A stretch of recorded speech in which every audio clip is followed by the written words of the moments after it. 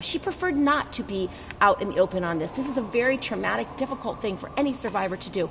And the fact that she is receiving death threats today, the fact that she has had to move her residency, the fact that she has to protect her children from death threats and this kind of assertions online about her, I think is exactly why survivors of sexual violence do not come forward.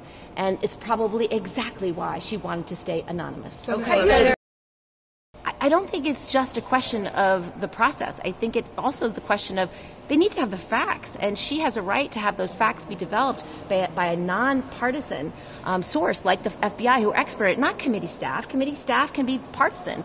It needs to be done by nonpartisan staff, by the FBI, in the normal course, as any judicial, as particularly a Supreme Court justice nominee, would have been done. So you need to do that first, and then when that's done, let's have a proper hearing where you have corroborating witnesses be called. The fact that they don't even consider having Mark Judge, who is accused to have been in the room, who has documented his own history of alcoholism, is shocking to me that he is not even being called.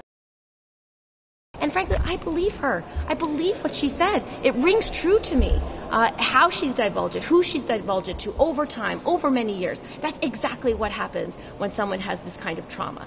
And so it rings true. And so we need a proper, professional, appropriate review and hearing. And what they are forcing on her right now, I think, is inappropriate. She asked for a hearing. We agreed. She's changed her mind on that. And look, I respect that. But I think given her behavior, she might change her mind again. And I think we need to have the hearing. I'd prefer to have it public, though yesterday we offered Dr. Ford the opportunity to do it privately if she's more comfortable. I think that'd be a big mistake. The American people need to see Dr. Ford side by side with Judge Kavanaugh and judge for themselves. But if she changes her mind again and says I'll only do it in private hearing, I'll reluctantly agree to that. But you can't ignore the fact that this has come at the 11th hour. And we are trying to be fair. And every time we offer something to Dr. Ford's lawyers, they change the terms. And we've got a deadline of October 1. That's when the Supreme Court starts, and I think we ought to meet it.